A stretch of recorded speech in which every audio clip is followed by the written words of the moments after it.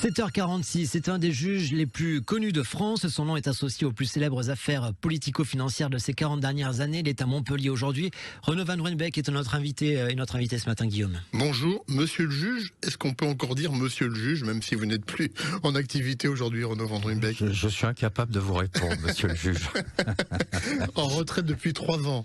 Oui. Et très actif sur le plan littéraire, puisque vous publiez votre second, enfin, depuis que vous êtes en retraite, en tout cas, je crois, votre second livre. Allez, je le montre à la caméra. Offshore, dans les coulisses édifiantes des paradis fiscaux, et c'est aux éditions Les Liens qui libèrent.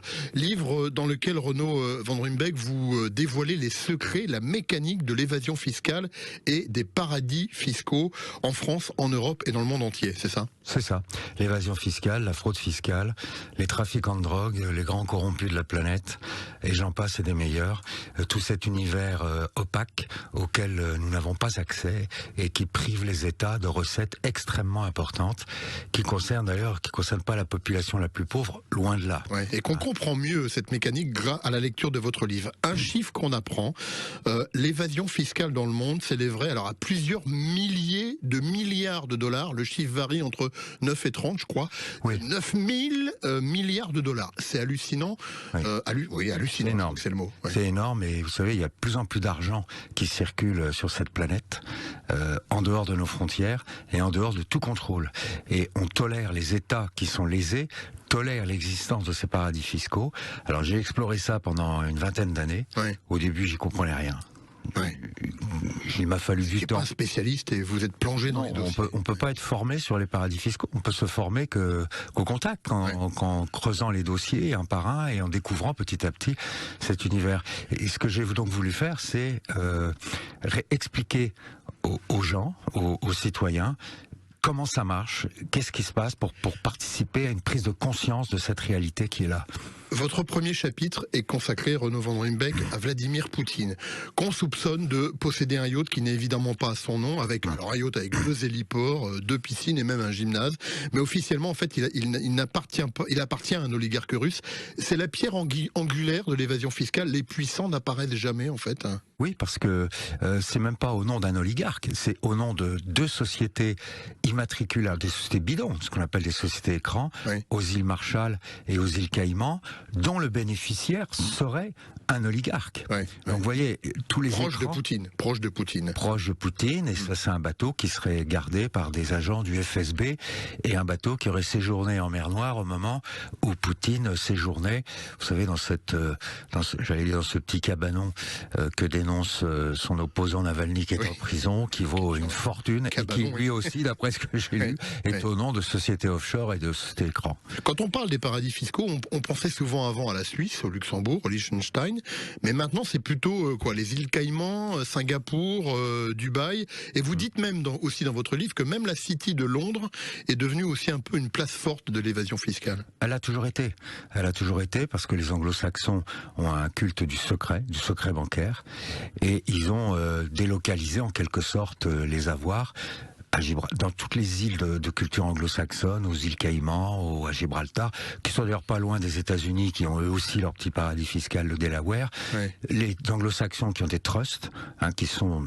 ni plus ni moins que des structures opaques, dont je vois pas l'utilité autre que de frauder l'impôt, soit sur le revenu, soit sur la fortune, soit sur les successions. Alors, on a parlé de beaucoup de pays étrangers, mais on n'a pas encore parlé de la France. Vous me voyez venir.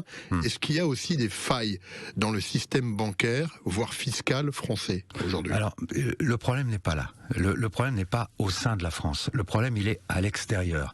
En France, il y a plein de contrôles, il y a Tracfin, il y a des organismes de contrôle. Si vous ouvrez un compte, on va vous demander 50 documents. Ah oui. Vous n'allez pas pouvoir retirer des espèces comme ça. Mais il faut savoir que dans d'autres pays qui sont pas forcément loin de la France, on peut faire tout ça sans aucun contrôle. Et c'est ça le problème. Donc l'argent important, en fait, les grands fraudeurs, ils peuvent être français, mais ils agissent pas en France, ils agissent à l'extérieur. Et c'est ça le problème. Ces grands fraudeurs peuvent aussi être nos amis. Alors quand je dis nos amis, qu'on s'entende, les GAFA, Les GAFA qui sont nos meilleurs amis aujourd'hui, Google, Amazon, Apple, Facebook, on est tous dessus, sont les premières, dites-vous, à profiter de ces paradis fiscaux. Et nous, je dirais, comme disait Jacques Chirac, on regarde ailleurs. Nous, on paye des impôts. Les PME, ici à Montpellier comme ailleurs, elles payent des impôts. Les GAFA, elles en payent très peu. Pourquoi ? Parce qu'elles ont des sociétés écrans qu'elles créent. Elles créent des plateformes dans des pays, en Europe par exemple, en Irlande ou même à l'île d'Oman. L'île d'Oman, ça présente moins bien, mais en Irlande, et ils vont faire en sorte que leurs filiales qui travaillent en France, en Allemagne, en Espagne ou en Italie fassent remonter leurs bénéfices dans un pays comme l'Irlande où la taxation est plus faible qu'ailleurs. Donc ils profitent, c'est ce qu'on appelle de l'évasion fiscale. On a considéré ça comme légal jusqu'à peu de temps et on commence à se rendre compte que derrière cette évasion, il y a aussi de la fraude fiscale. Et une dernière chose en ce qui me concerne, je sais que Vivian a aussi des questions, vous dénoncez aussi le laxisme de l'Europe qui contient au sein qui contient des pays qui laissent faire, voire encouragent l'évasion fiscale. Vous parlez même, Renaud Van Ruymbeck, d'une Europe passoire. Oui, c'est une Europe passoire. Regardez Chypre. Regardez Malte, Vous avez une journaliste qui a été assassinée parce qu'elle enquêtait sur le pouvoir en place. Les exécutants ont été arrêtés. Les commanditaires, apparemment non. Donc ils ont bien fait de se débarrasser d'elle quelque part. Donc on est au cœur de l'Europe, et que fait l'Europe ?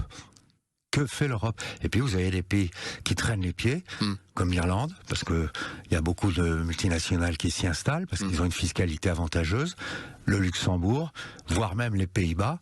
Donc vous voyez qu'on est loin de faire l'unanimité. Avant de poser ma question, on rappelle que donc ce soir à 19h... Alors, on va pas le rappeler, on va le dire, parce qu'on n'avait pas dit encore. Ce soir à 19h, vous êtes à la librairie Le Grain des Mots, où on pourra donc venir...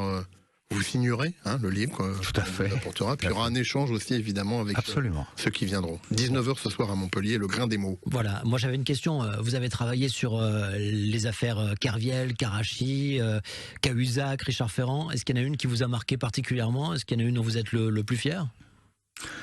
J'emploierais pas le mot fier. Moi, j'ai fait mon travail. Parfois, j'ai réussi. D'autres fois, j'ai pas réussi. Je suis satisfait quand le travail est réussi et qu'à l'arrivée, il y a un tribunal qui valide mon enquête, qui va pas dire « Ah, le juge a pas fait ci, il a pas fait ça, il aurait dû ». C'est ça mon angoisse profonde. Quant à l'affaire qui m'a le plus marqué, c'est la première, parce que j'avais 27 ans à l'époque, c'est l'affaire Boulin. Robert Boulin, ministre de Valéry Giscard d'Estaing. Dont on apprend la mort. Retrouvé suicidé, entre guillemets, dans 30 cm d'eau. Oui, mais enfin, quand vous avez absorbé des barbituriques et que vous êtes suicidaire, et il écrit une lettre qui va être publiée le lendemain de sa mort, dans laquelle il m'accuse de tous les maux, alors que j'ai fait mon travail. Simplement, il ne comprenait pas qu'un juge d'instruction, jeune, donc on voit tout de suite les juges rouges de l'époque, puisse enquêter sur les comptes d'un ministre en exercice. C'est ça, le fond de l'affaire. Vous en parlez aussi de l'affaire Boulin dans ça m'a marqué parce que j'ai vu toute la presse arriver, me tomber dessus comme si j'étais un criminel. Vous avez fait trembler la classe politique pendant des années. Est-ce que vous êtes conscient qu'encore aujourd'hui, dans certaines familles, on menace les enfants avec « Attention, je vais appeler le juge Van Ruymbeck ». Vous savez ça ou pas ? Vous vous en rendez compte ? Mais oui, mais moi, quand mon petit-fils me demande ce que j'ai fait, je lui dis j'ai mis des gens en prison, voilà. J'arrive pas à lui définir autrement ma fonction.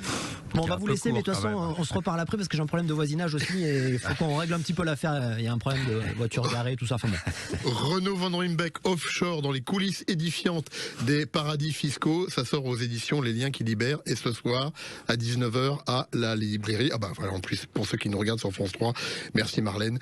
Le livre s'affiche sur l'écran ce soir à 19h à la librairie Le Grain des Mots. Merci.